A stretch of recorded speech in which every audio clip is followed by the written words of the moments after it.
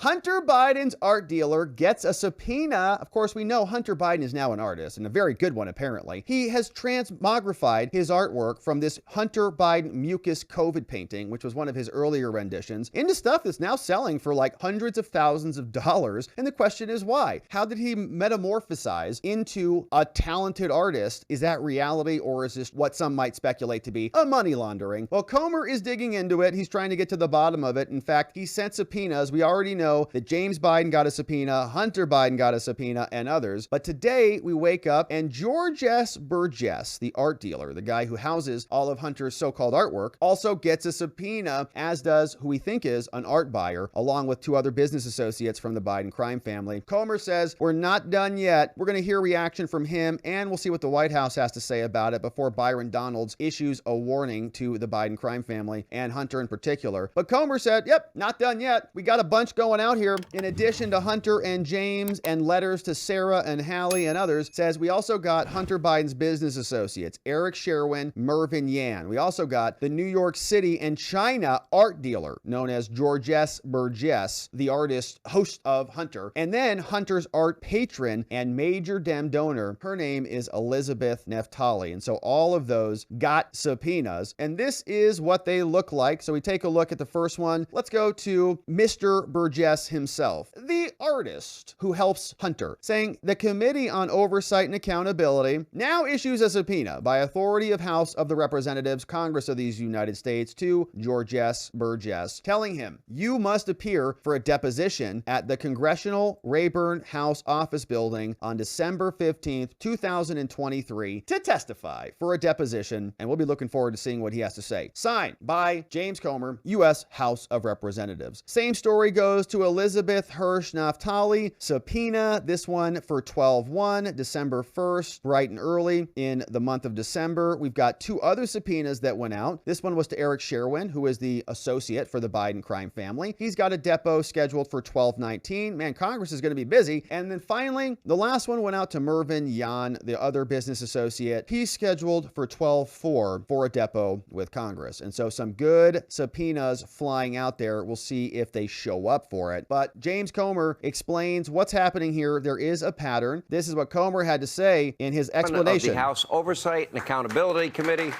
James Comer is with us. Sir, how are you? I'm well. You know, I asked you a while back, I said, at what point do you think it's going to be appropriate to start sending out subpoenas? And you said you wanted to get all your ducks in a row. You wanted to follow all of these suspicious activity reports and all of these shell corporations, follow the money. Do you feel you've got enough information now that you have some pretty strong questions for these guys? I do. I think we're at the point now where we can connect the dots. We understand what the scheme was. We understand who the people were who were wiring the money. We believe we know why, but we want to hear from the Bidens. And we're at the point now where the evidence is overwhelming. And now we can bring the Bidens in and ask them substantive, specific questions about things that we have serious concerns about. How many shell corporations have you been able to discover through your investigation that the Biden family had? Over 20. And, you know, when you talk about James Biden, I'm not sure exactly what his businesses were. But with respect to Hunter, we're confident that these businesses did not produce a good or service, and we really have no idea what they did, especially considering the fact that they would go months without any revenue, and then all of a sudden $1 million wire from a foreign national would appear. Weird. And then the next day they would start the laundering process where they would wire money from account to account, from shell company to shell company. You know, we see a similar pattern with Jim Biden, but we want to ask Jim Biden exactly, what did you do? What are all these transactions in your so-called business, and what involvement did your brother have in these shady business schemes? Let me go through the timeline of Burisma. We know that Hunter admitted on GMA that he had no... All right, so that is the conversation with Hannity and Comer. And so Comer says, we got some good information. We're going to keep digging into it. Here is Karine at the White House. She got asked about this. It was just breaking, saying that, hey, Karine, the president's son and the bro got subpoenas, and the rest of the fam's also getting some too. They're getting letters for transcripts and depots and other things. Any reaction? The House Oversight Committee has issued subpoenas for Hunter Biden, James Biden, and Biden family business associate Rob Walker. Do you have a comment on that?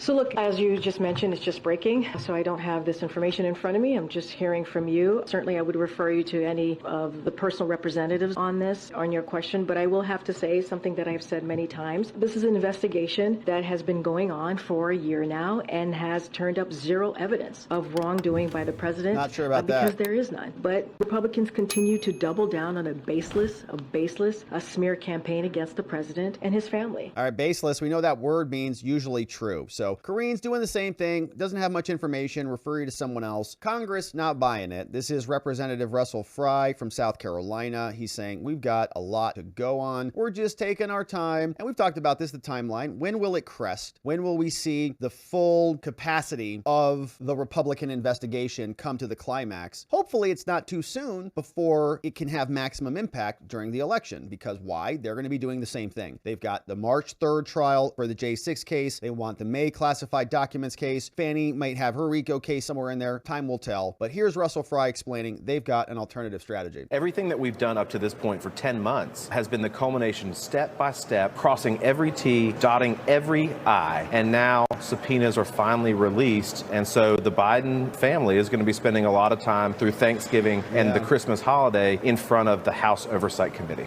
Yeah, a winter of depositions and stench with Hunter Biden walking into the congressional courtroom. Yeah, well, Congressman, according to press release here, the Biden family and their business associates and their companies have received over $24 million from foreign nationals over the course of approximately 5 years. That's a ton of money, including millions of dollars from China, Russia, Ukraine, Romania, Kazakhstan. I mean, whose side are they on? Right. I think that's the big question is what services, again, and this is why it's so important to have them come in. What services did you provide? What things did you build or widgets did you create? Nothing. My estimation is nothing, because we haven't seen anything from the Biden administration, from the family, that leads us to believe that. But we see transactions, particularly transactions most troubling from overseas, where it's kind of laundered through multiple companies before it ultimately ends into the direct pocket of Joe Biden himself. All right, so they're digging into it, crossing the T's, dotting the I's, and Byron Donalds also has a little bit of a warning over for the Biden family. Here's what he says. They've now been subpoenaed by Congress. So if they choose to ignore a congressional subpoena, there are legal remedies for that. I would not recommend that to Hunter Biden or to Jim Biden or anybody else in the Biden family. If they believe that what we are saying is false, well, then there's an opportunity to come and prove that and actually discuss that, whether it's going to be through depositions or whether that's going to be through testimonies to the committee or whether that's going to be in open committee hearings. They can make that case very clearly. So if they have nothing to hide, I don't know what the problem is. I think what's going to happen is we're going to try to get some transcribed interviews with several people surrounding the Biden family who are either been tied into some of these account gains, money has moved to them or through some of their bank accounts. We want to be able to do that and then corroborate that information with bank records and financial documents that we have gone through the process of gaining access to. And so I think that's going to take probably a couple of weeks to a month to sift through all that, because people are going to need their time to do this work, being very careful, being very precise, wanting to make sure that we get the record absolutely correct. Nice. So we'll see if they get any progress made. They've got a bunch of depositions scheduled. Subpoenas have gone out now to a whole slew of people. We had 3 yesterday, 4 more today, all going after the Biden crime family and their associates. And the question will be, do they show up? If they do show up, do they plead the fifth? And Hunter just says, I got an open criminal case right now. I'm not talking about anything. Or the Biden crime family saying, James Biden saying, we've got an open criminal case, right? I was maybe under investigation by the FBI. The problem is, if they do that, then people can rightfully turn around and say, well, I thought you said it was innocent. I thought these were just loans. And maybe the right to remain silent is not useful in the criminal court. Like legally, you can't use a person invoking their right to remain silent against them. But you could infer guilt in a civil case. And of course, the American public can clearly infer guilt because Trump doesn't get the benefit of the doubt, any presumption of innocence or any due process at all. And we know that the DOJ and the FBI has been covering up for Hunter and the Biden crime family, going so far as to warn them about warrants being executed for Hunter storage facilities so they could clean it out. And so this is going to be a saga that continues. The subpoenas are going out. The depositions are being scheduled. We'll be here to continue to cover it. And I hope you join us and follow along as we get into it. Thank you for subscribing, my friends. Thank you for liking this video wherever it is you're watching it. We've got a lot more to attend to, and we'll look forward to seeing you on the next one.